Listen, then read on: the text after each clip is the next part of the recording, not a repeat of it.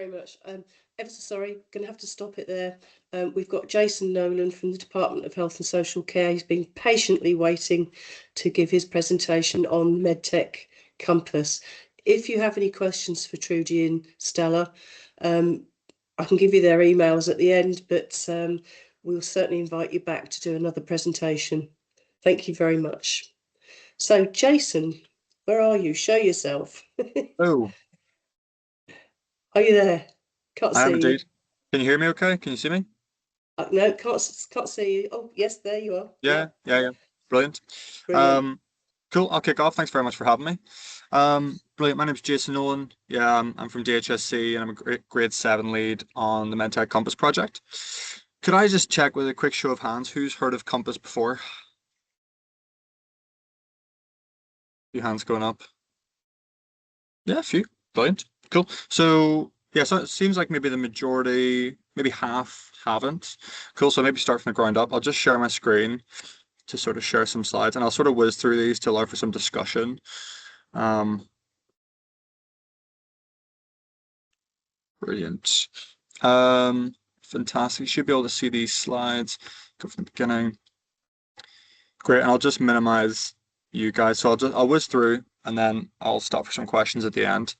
Cool. So there's my email, and I'll just show it at the end as well to get in contact. But yeah, just cracking on. Cool. Quick disclaimer. So this presentation is sort of like alpha phase testing material with Compass. So anything that you see is currently ideas or progress in testing rather than final design. So if you can just take that as a caveat as we go through. Really quickly, just the strategies underpinning Compass, really relevant for this group. Under the 10-year health plan, all about introducing low friction procurement and trying to streamline procurement. And then links with the life sciences sector plan. Again, streamlining procurement, and it's all about getting the innovations to patients, of course. I was just listening to the conversation earlier, and it was really, really interesting, really relevant. So half of you are asking, what is Compass? So maybe the tagline for Compass is trying to help the NHS to choose and justify what medical devices to buy. So the primary users are envisaged to be procurement professionals and clinicians, and then also a key stakeholder, so maybe not primary users, but certainly a stakeholder, are those suppliers. So suppliers will be able to sort of log on to Compass, but not necessarily use it. And the information that those users need, particularly procurement and clinicians, is around, what innovative products could I buy from my trust? What products will meet this need that I have? I need to conduct a product trial. How should I run it? Or has this trial been done before? Or I need to justify this product. Can I utilize, a business case? And I think Simon there was talking about duplication and maybe doing processes, together, or utilizing the documentation that already exists across the system. And so that's one of the aims of Compass. So it doesn't exist yet, but it's envisaged to be a digital platform that will allow you to compare medical devices on the basis of their benefits. So thinking about data sources like NICE guidance, local level product evaluations, sort of centralizing all that information in one place to allow for the identification of innovations, the comparison of products, and allowing users to answer the information needs there on the right. So it's currently in development. We've done a discovery and an alpha phase, and we're just about to enter the beta. Cool. One of the kind of quick rationales for Compass that so our director David Lawson shared this with me a few months ago. I thought was really relevant. So this is a study aimed to determine the number of digital health technologies that were in use in England. And it basically looked at whether or not they had assurances against the mandated clinical safety standards. So DCB 0129 and DCB 0160.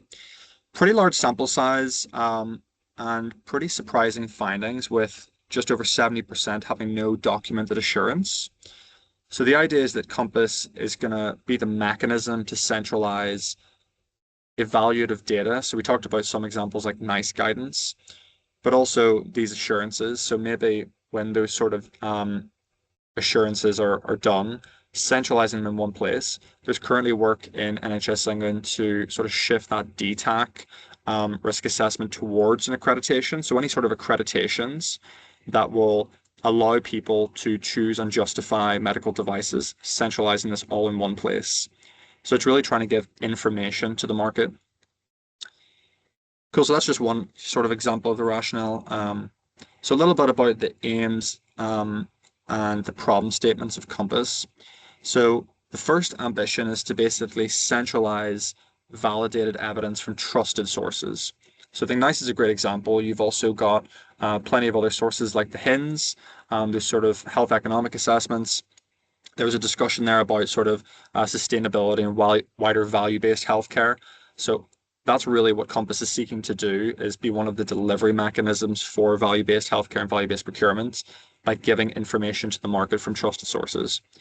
It might also be category specific sources like for orthopedics, for example, ODEP ratings or National Joint Registry data, or yeah, maybe in the digital space, those digital assurances.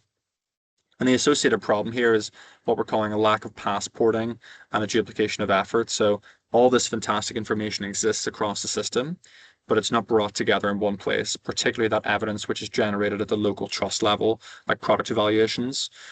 So we want to bring that all together from the trusted sources into one accessible place. The next ambition is around visibility. So like I said, at its core, Compass is trying to centralize information and make it visible as it relates to value. And the associated problem statement here might be, yeah, that fragmented data. So as I was saying, the data exists out there, but it's not brought together. Thirdly, dynamic data. We obviously want information that's up to date. So information that relates to the newest innovations or any evidence is clearly dated. So it's given an actual date so that those that are looking to buy or do some research on innovations can actually see what is the newest, best evidence out there, or see that evidence might be somewhat outdated. And the problem statement associated with this is obviously you want live data so you can actually effectively compare products. And then finally, we obviously want to accelerate and inform decision making. And the associated problem statements there is around the sort of slow adoption of innovation. So giving people information to basically make those quick decisions and leverage all of the information that's collated across the system in one place as it relates to medical devices. Cool. As I said, just quickly on the sort of timeline, we conducted a discovery about a year ago, looking at the problems in the market, which basically found that there's a really clear user need for something like Compass, something that allows you to compare products on the basis of their value and bring all that information together. And we completed the alpha or the prototyping phase literally 1 week ago. So that was a great piece of work, 4 months long, conducted by Register Dynamics, a digital consultancy, where we built sort of wireframe prototypes of Compass. And the next phase, which we're hoping to kick off with in 2 months, is the beta. So we just launched the procurement for the beta phase, which will last a year. And the purpose of that is to actually build out Compass fully with some technical architecture, and then a live service the financial year thereafter. So that's just a high level timeline. So yeah, this is a project that's progressing at pace. Cool, let's go on the next slide. So yeah, I just thought I would share some insights from the alpha with you. So the vision sort of iterated from solely focusing on just a product comparison tool, a bit like a witch guide, to something a bit more valuable for the users in addition to that. So I just brought out 3 of the key insights here. So the first is the trusts want to see what other trusts are procuring. And this ties into the second point, which is wanting to be able to contact each other. So maybe if a product evaluation was done as part of a framework exercise, and another trust wants to run their own product evaluation, they might want to see another trust evaluation, ask, how would you improve that? What other sort of criteria would you use when conducting that evaluation? Or did you ask the right questions? So trying to leverage the expertise across the system. Yeah, so I'd say that points 1 and 2 there are quite linked. And then thirdly, trusts want to see documents from other trust procurements to help them run their own. So potentially business cases. Obviously, you wouldn't want to just copy and paste wholesale business case, but certainly like leveraging a lot of the sort of content and the strategy coming from different trust business cases to, again, not duplicate 200 business cases across a trust, but share that information and leverage it. Cool. And then maybe some supplier specific findings from the alpha. So you're probably wondering how are suppliers going to engage with this, and just the high level idea is that suppliers won't submit directly onto Compass, but rather they'll submit through those trusted sources. So for example, NICE, supply chain, or they'll work with the actual trusts to develop case studies or product pilots. And so that, if it sort of meets the criteria of being a trusted source, will then go onto Compass. So they won't directly submit.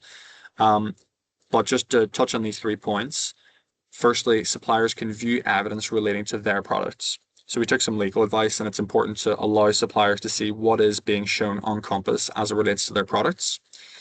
Secondly, suppliers can respond to evidence on Compass. So for example, if a case study was done on a product on a relatively low sample size of patients, the supplier could sort of, identify that caveat and sort of have a right of reply to that potentially negative evidence. And then thirdly, suppliers can match products to evidence where the matching algorithm cannot. So obviously, it's a bit of a technical point, but we have a huge market, a huge range of evidence, and the names aren't consistent across, for example, NICE and ODEP ratings. And so there's a bit of sort of coding algorithms that have to be implemented, and where the matching is quite low or the confidence is low, suppliers will be able to sort of do that matching because their incentives is to get their evidence to the sort of to the demand side, to the NHS. So yeah, that might be a sort of solution to the matching problem. Cool. Here's just a quick preview as well, and I'll just wrap up in a minute or so from the alpha phase. So on the left here, you can see we've got, a smart pump. I think it's a fictional sort of product. Name of the supplier. You've got information relating to the supplier, and the idea is that will come from the MedTech PIM, which is already in the beta phase.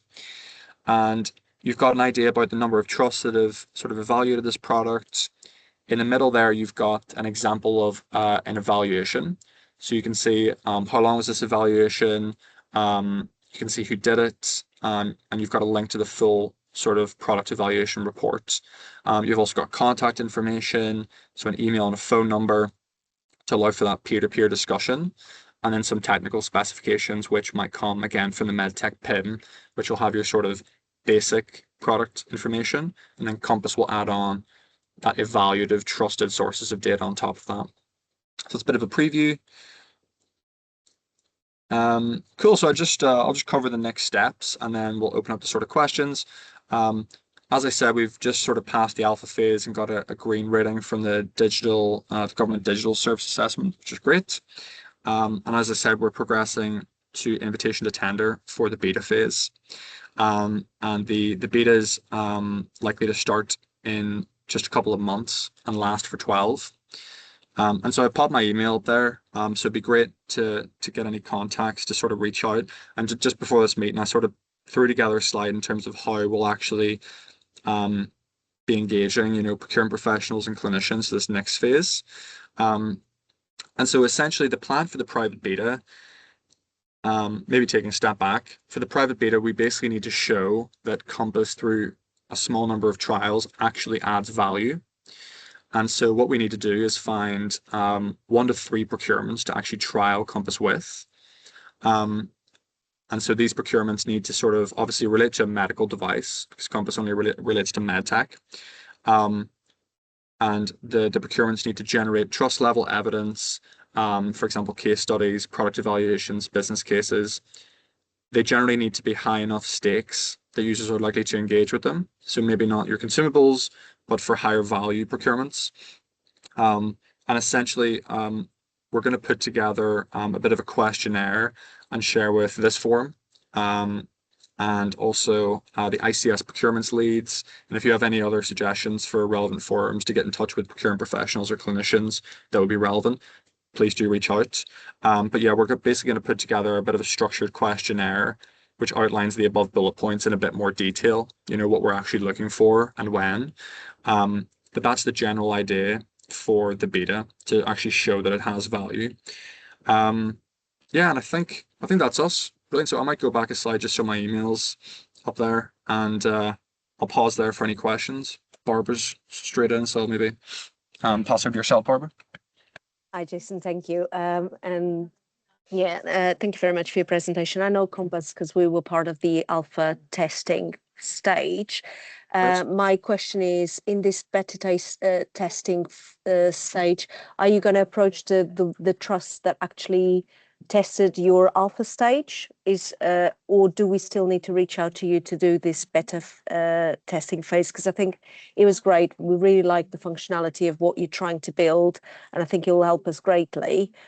So we would very much like to be involved in the beta stages as well. But the question is whether we need to reach out to you again. So the answer is no. Don't worry about it. You don't need Okay. you don't need to reach out to me again. So what I'll do, and that's a great point. Thanks for raising that. I'll go out with the questionnaire to those two groups, including this one, and I'll also go out to the specific trusts that participated in the alpha, and also anyone on the call that wasn't involved in the alpha. You've got my sort of email there if you want to contribute. And so I suppose the first question we'll be asking is who wants to work with us, right? Who actually wants to engage in a trial. And then we'll sort of work through the other questions, what procurements do you have lined up? Do they relate to medtech, etc. But yeah, really keen to get you involved for the beta. Lovely. Thank you, Jason. Thanks. Any more questions? Simon. Always got a question. Jason, thanks for that. Just with your beta test, have you got some intended targets in mind that you'd be approaching for this, or are you open to suggestions? Targets in terms of category, trusts, individuals and trusts. So I think that we might generally try and target digital, because the sort of digital assurance piece is something we're hearing, and David's hearing across the system as a real sort of issue and pain point. And so we might focus on digital, but I suppose I think the purpose of the beta is to really show that Compass has value. And so to do that, we need to follow the procurements. We basically need to follow the data. So identify those trusts that want to work with us. The procurements line up. So just to sort of give a bit more of a detailed overview, what we're basically going to look to do is identify a procurement which meets all the criteria that I outlined, and it's maybe just concluded in the last 1 to 6 months. And then try and identify another trust that is about to undertake that same procurement for that product, or maybe that suite of products, and basically take the data from the first trust, ingest it manually into Compass, and then show it to the second trust. And hopefully that will, show the value. So that's what we need to do. And so we might want to target digital for sure, but I think we basically need to follow the data. We need to try and marry up those two procurements. So yeah, I don't want to sort of preempt and just arbitrarily say orthopedics or digital. I think we need to sort of make sure we're identifying the best possible procurements to give the trials the best chance of showing value, if that makes sense. Yeah, so do you have access to find a tender and also Atomis, because then you'll be able to look at trusts' work plans? Yeah, so that's been suggested to me. Atomis, not find a tender, but yeah, I've been referred to Atomis, and I think the feedback that we've got from David, actually, from David Lawson, is that on Atomis, sort of direct awards off a framework aren't included onto Atomis. And so potentially we'll want to identify those direct awards, right, where there isn't potentially, that information would provide most value, particularly on the digital assurance side. That's sort of his rationale. So I don't know if you've got any views on that, of whether, like in my view, we might want to have, one procurement that's maybe an open tender or competition off a framework, and maybe 2 that are direct awards off a framework, but they might not necessarily be on Atomis. That's my understanding. Yeah, I'm not sure. Yeah, Yeah, one for I me to was pick up. just going to point that actually, Jill, because Atomus, it depends very much on what the organization is using Atomus for, and actually it won't have everything reflected. So you might have projects on medtech that are being worked on that are not reflected on Atomus, depending on the organization. And I know that I had several conversations with other people in my job role in other organizations, and they're using Atomus completely different across the country.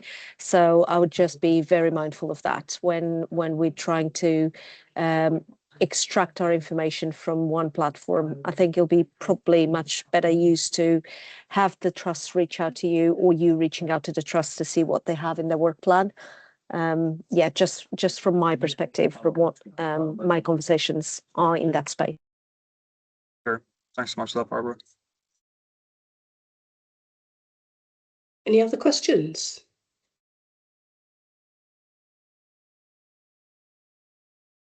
Do you want to put your email address in the chat, Yeah, sure. Jason? And then if anybody wants to reach out to you, they can and volunteer. Yeah, well, indeed. And I think we'll be sort of putting together a bit of a questionnaire with those sort of detailed criteria for what we want to do in the beta to see who wants to get involved. So maybe we'll follow up in the next few weeks through yourself, Jill. If you could cascade down, that would be fantastic. Can do that. Yeah. Lovely. Great. Thank you very much. Thanks so much for your time, everyone. Very interesting. Bye now. Thank you, everybody, for attending. We're now coming to a close. And the next procurement is 26th of June, I think, somewhere around there. Let's have a look. It is, 25th of June, Thursday, the 25th of June. So we hope to see everybody there with a good agenda again. Thank you very much for attending. Cheers. Thanks, Jill. Thank you. Bye. Thanks, Jill. Thank you very much. Thank you. Goodbye. Thanks, Jill. Bye.